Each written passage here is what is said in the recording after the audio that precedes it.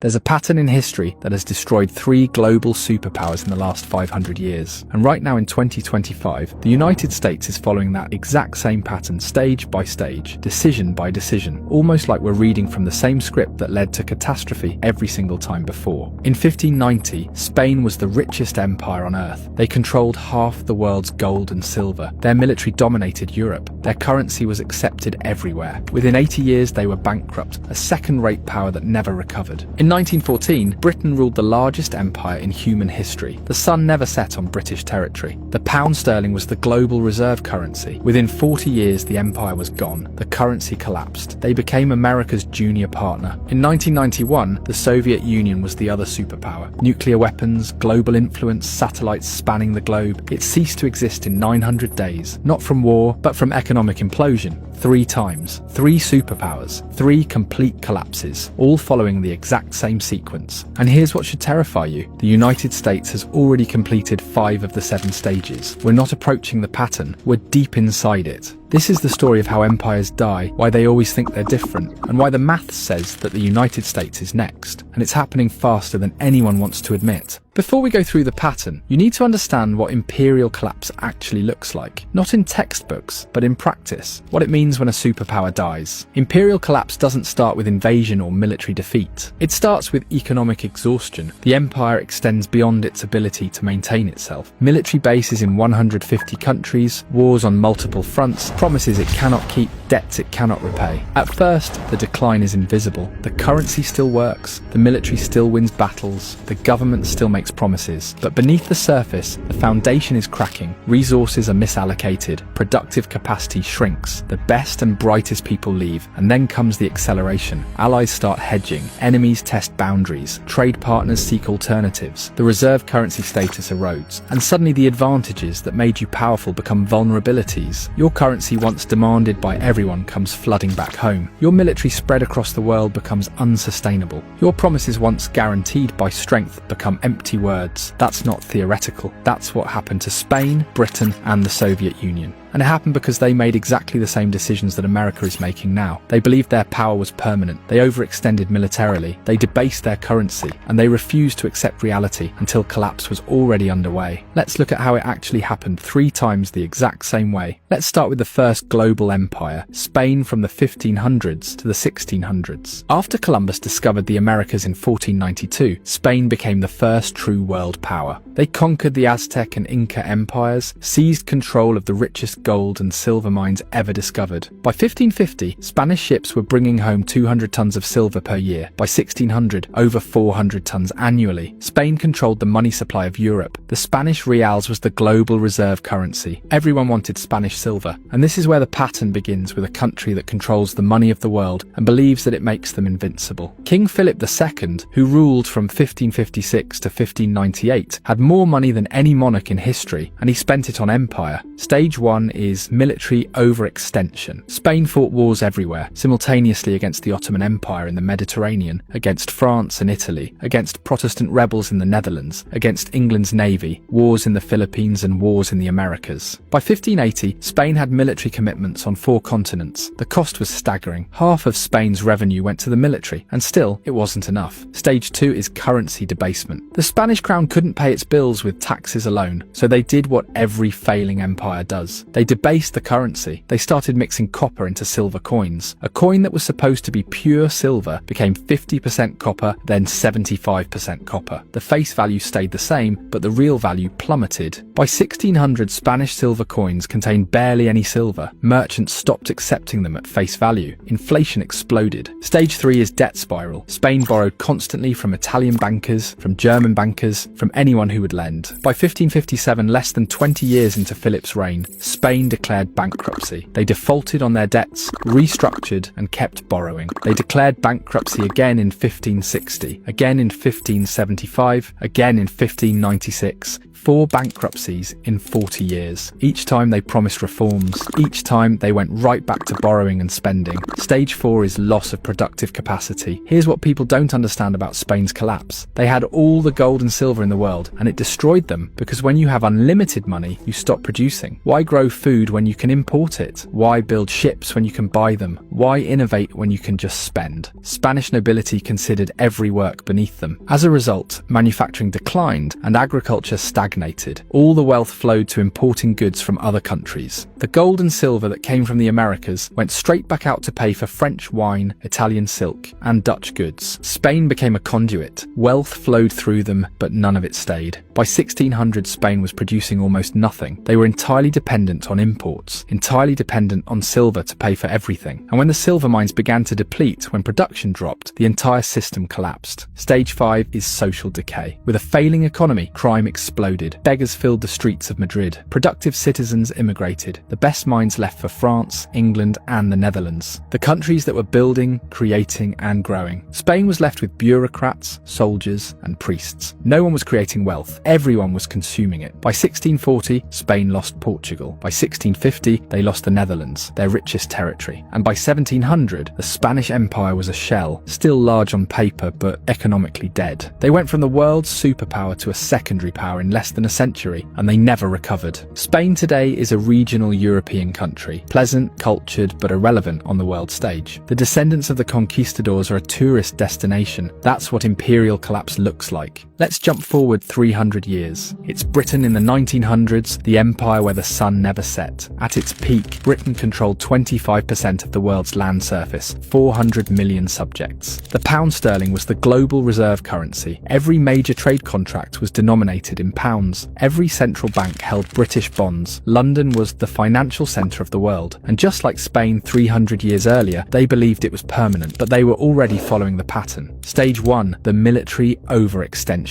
By 1900, Britain had military commitments everywhere. India, Africa, the Middle East, China, the Pacific, the Caribbean. They had to defend territory on 6 continents. The cost was enormous. And when World War I started in 1914, Britain faced a choice: stay neutral and let Europe destroy itself, or jump in and bankrupt the empire to win. They chose to fight. World War I cost Britain over $40 billion. That's $1 trillion in today's money. They borrowed from everyone, mostly from the United States. By 1918, Britain owed America billions. The creditor had become the debtor, but they'd won the war. They kept the empire. They thought they could rebuild, but they were wrong. Stage 2, currency debasement. The pound sterling was supposed to be backed by gold, but the war had drained Britain's gold reserves. They'd shipped gold to America to pay for weapons, food, supplies. By 1920, Britain's gold reserves were half what they had been in 1914, but they tried to maintain the pound's value anyway. They went back on the gold standard at the pre-war rate in 1925. The problem was that the pound was overvalued. British exports became too expensive. Manufacturing declined, unemployment rose, and the government had to keep interest rates high to defend the currency. This destroyed the domestic economy. By 1931, they couldn't hold it anymore. Britain abandoned the gold standard. The pound lost 25% of its value overnight. Stage 3, the debt spiral. Britain never recovered from World War I debt, and then World War II started. Another $120 billion in costs, more borrowing from America. By 1945, Britain owed the United States and Canada over $30 billion more than Britain's entire GDP. The war was won, but the empire was finished. They couldn't defend it anymore, couldn't afford it, couldn't maintain it. Stage 4, the loss of empire. In 1947, Britain gave up India, the crown jewel, and the source of wealth for 200 years gone. Over the next 20 years, they lost everything: Africa, Middle East, Southeast Asia, and the Caribbean. By 1970, the British Empire existed only in history books. Stage 5, the currency collapse. The pound kept falling. In 1940, £1 equaled $403. By 1950, $280. By 1970, $240. By 1980, £2 equaled 30, and today it's fallen to £27. The global reserve currency became a regional currency. Britain tried to maintain permanent seat on the UN Security Council, nuclear weapons, special relationship with America. But everyone knew the truth. They were a former power, a museum of what used to be great. The empire was gone and it never came back. Now let's look at the most recent example, the Soviet Union, which ruled from 1945 to 1991. After World War II, the USSR emerged as a superpower. They had nuclear weapons, massive military control over Eastern Europe, satellites in space, and they believed they were the future, and communism would bury capitalism and the Soviet model would dominate. For 45 years, they competed with America, matched USA militarily, built more tanks, more missiles, more troops, but beneath the surface, the economy was dying. spending. Stage 1, the military overextension. The Soviet Union spent 15 to 20% of GDP on the military. That's triple of what America spent. They had to match American technology, American reach, American alliances. They were in Afghanistan, propping up Cuba, supporting Syria, Vietnam, North Korea, Angola, Ethiopia. Everywhere America had influence, they had to counter. The cost was unsustainable. Stage 2, the economic stagnation. The Soviet economy stopped growing in the 1970s. Oil revenue kept them afloat, but nothing else worked. Factories produced junk, farms failed, technology fell decades behind. By the 1980s, the Soviet Union was importing grain. A country with some of the best farmland on earth couldn't feed itself. Why? Because central planning doesn't work, because innovation dies under control, because no one produces when there's no incentive. Stage 3, currency collapsed. The ruble was never a real currency. It couldn't be exchanged internationally. Even Soviet citizens didn't trust it. They used dollars when they could get them. The government had to buy foreign goods with gold and oil because nobody wanted rubles. By 1985, oil prices dropped. Soviet gold reserves were depleting. They were running out of real money. Stage 4, the loss of empire. In 1989, the Berlin Wall fell. Eastern Europe left. Poland, Hungary, Czechoslovakia, Romania, East Germany, all gone in a year. The satellites that gave the Soviet Union strategic depth vanished. The Soviet government couldn't stop it, and they were broke. Stage 5, the complete collapse. On December 26, 1991, the Soviet Union ceased to exist. 900 days from Berlin Wall to complete dissolution. No war, no invasion, just economic implosion. The military couldn't be paid. The government couldn't function. The ruble became worthless. A superpower with 30,000 nuclear weapons collapsed from internal economic failure. The pattern played out again: overextension, currency failure, debt, loss of empire, and finally collapse. And here's what should keep you awake at night. The United States is following the exact same pattern stage by stage. Let me show you how. Stage 1, the military overextension. The United States has over 750 military bases in 80 countries. It has troops in 150 countries. It is committed to defending Europe through NATO, defending Japan, South Korea, the Philippines, fighting in the Middle East, countering China, countering Russia. Its military budget is $850 billion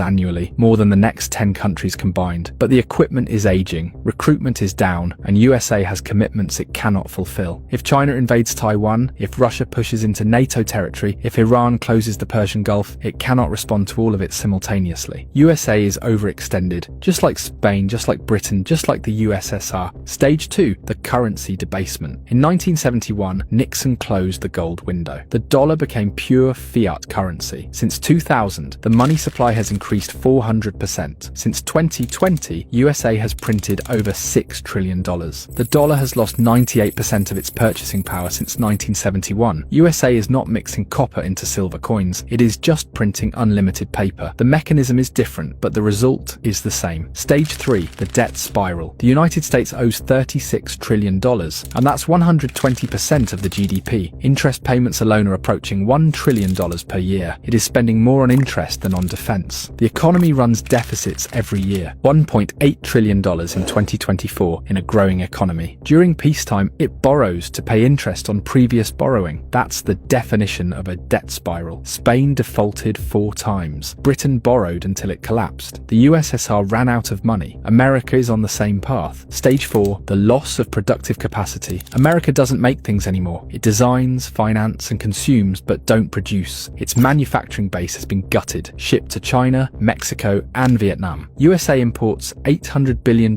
more than it exports annually. It is dependent on foreign supply chains for everything: medicine, electronics, steel, even military components. Just like Spain became dependent on imports while the silver flowed out, USA is dependent on imports while dollars flow out. Stage 5, social decay. Trust in institutions is at all-time lows. Crime is rising. Homelessness is exploding. Drug overdoses kills 100,000 Americans annually. The best and brightest are leaving or checking out. Fertility rates are collapsing. Political dysfunction is total. We Americans can't agree on anything, can't fix anything, can't build anything. The signs of decay are everywhere, but everyone pretends it's fine. It's not fine. We're on stage 5 of 7. The Soviet Union made it to stage 5 before complete collapse. So did Britain. Spain lasted longer, but the pattern is the same. We're not at the end yet, but we're deep into the sequence. Stage 6 is loss of reserve currency status. That's when allies start diversifying, when trade moves to other currencies, when the dollar comes flooding back home because no one needs to hold it anymore, and we're seeing early signs. BRICS nations are developing alternatives. Central banks are buying gold. China and Russia are trading in yuan and rubles. Saudi Arabia is accepting yuan for oil, the cracks are forming. Stage 7 is total collapse, not gradual decline, sudden implosion. The Soviet Union went from superpower to non-existent in 900 days. Britain lost the empire in 20 years. Spain took longer, but the result was the same. When the reserve currency fails, when the debt becomes impossible, when the military can't be funded, it doesn't decline gracefully. It collapses quickly, brutally. And everyone who thought it couldn't happen here learns the same lesson every empire learns. It can, and it does. 3 empires followed this pattern: Spain, Britain, the USSR. Each believed they were exceptional. Each believed they were different. Each believed the rules didn't apply to them. Well, they were wrong every single time. The pattern doesn't care about exceptionalism. The pattern is mathematical. You cannot spend beyond your means forever. You cannot maintain empire without productive capacity. You cannot debase your currency without consequences. You cannot avoid stage 6 and 7 once you've completed 1 through 5. The sequence is locked in. The only question is timing. Maybe America has 10 years, maybe 5, or maybe less. But the pattern says that the collapse is coming. And when it comes, it won't be slow. It'll be sudden. Do subscribe the channel if this opened your eyes. See you in another video. Take care.